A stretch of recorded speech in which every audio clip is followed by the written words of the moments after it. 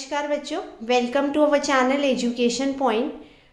In today's video, we are going to discuss worksheet number 37, Science Class 8.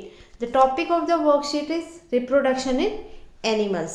Let's start. We all know that we and our siblings get some characteristics from their mother and some characteristics from their father. Why does this happen? To understand this, we understand the fertilization process. तो हम सभी जानते हैं कि हमारे जो siblings हैं, मतलब हम हो गए, हमारे भाई बहन, सभी को कैरेक्टरिस्टिक्स कुछ अपनी मदर से मिलते हैं और कुछ अपने फादर से.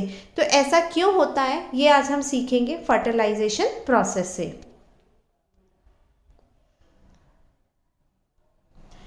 Fertilisation, it is the process of fusion of male gametes sperm from father and female gametes ovum from mother. तो जो फर्टिलाइजेशन प्रोसेस होता है बेटा, ये फ्यूजन होता है मेल और फीमेल गैमेट्स का. फीमेल गैमेट्स को हम कहते हैं ओवम और मेल गैमेट को हम कहते हैं स्पर्म. तो ये दोनों कांटेक्ट में आते हैं, फ्यूज करते हैं टुगेदर और फॉर्म करते हैं जाइगोट. तो ये प्रोसेस आपका फर्टिलाइजेशन है.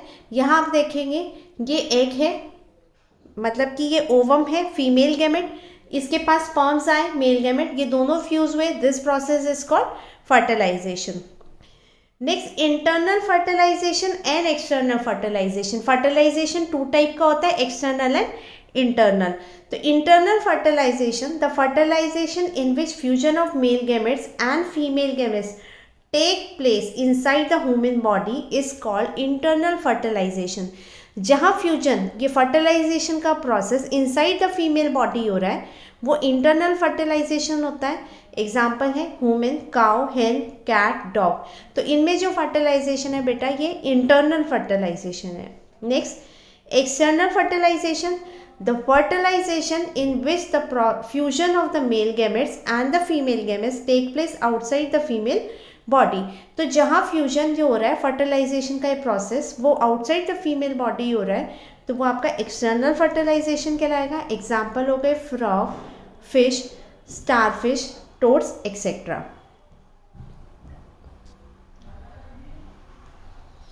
In such cases, female lays 100 of eggs. A layer of jelly hold the eggs together and provide protection to the eggs.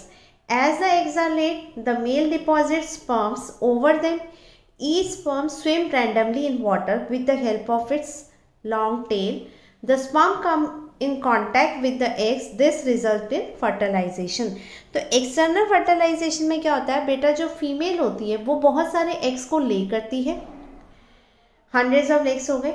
यहाँ एक जेली लाइक स्ट्रक्चर होता है जो इन्हीं सारे एग्स को क्या करता है, प्रोटेक्शन प्रोवाइड करता है. मेल फिश क्या करेगी, स्पर्म रिलीज करेगा. स्पर्म में, ई स्पर्म में एक टेल होती है जो उसको मूवमेंट प्रोवाइड करती है. तो ये जो स्पर्म होंगे, मेल के जो गैमेट्स होंगे, ये रेंडमली स्विम करेंगे वाटर में with the help of its tail और कांटेक्ट में आ जाएंगे एग. जब ये कांटेक्ट में आएंगे तो ये फ्यूज करेंगे और फर्टिलाइजेशन का प्रोसेस अकर करेगा. Here the fertilisation take place in water. तो यहाँ जो फर्टिलाइजेशन हो रहा है ये बाहर हो रहा है, आउटसाइड द फीमेल बॉडी हो रहा है. तो ये जनरली जो होता है ये एक्वेटिक एनिमल्स में हमें देखने को मिलता है.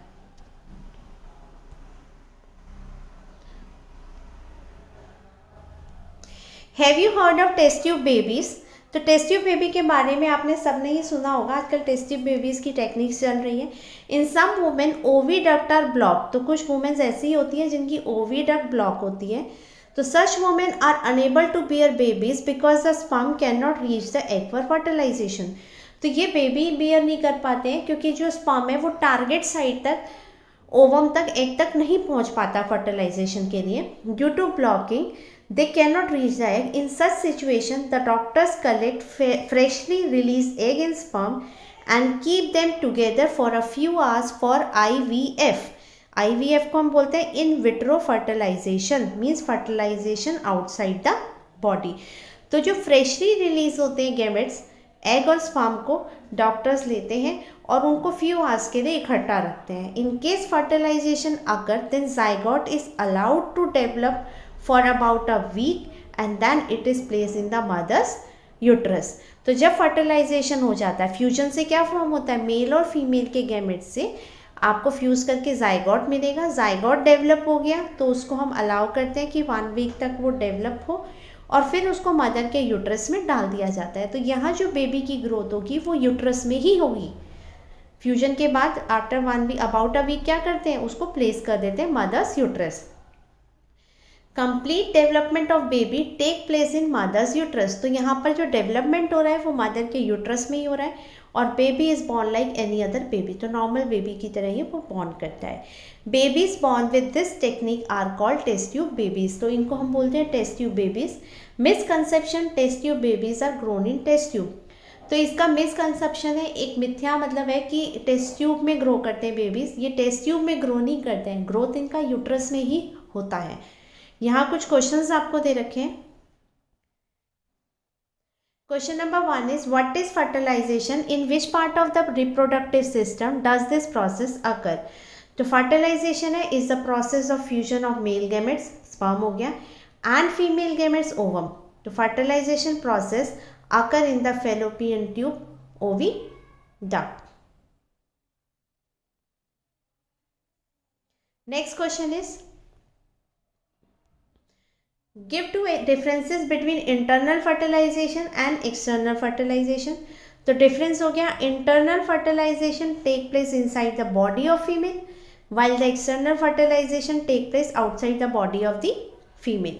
Next, in case of internal fertilization sperm are ejected, बेटा ये ejaculated in female's body by the male, और while in external fertilization sperm are discharge in open, इनको ओपन में डिस्चार्ज किया जाता है।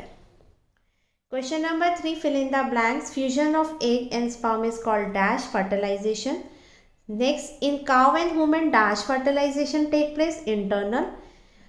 सी part is external fertilisation usually take place in, usually होता है in aquatic animals. Question number 4 is write full form for IVF। This is IVF, in vitro fertilisation. Question number 5 is name 2 animals where external fertilisation take place. तो आप कोई भी 2 animal के नाम लिख सकते हैं, फ्रॉग, फिश। आज के लिए इतना ही, आप हम नेक्स्ट वीडियो में मिलेंगे। Till then take care, bye.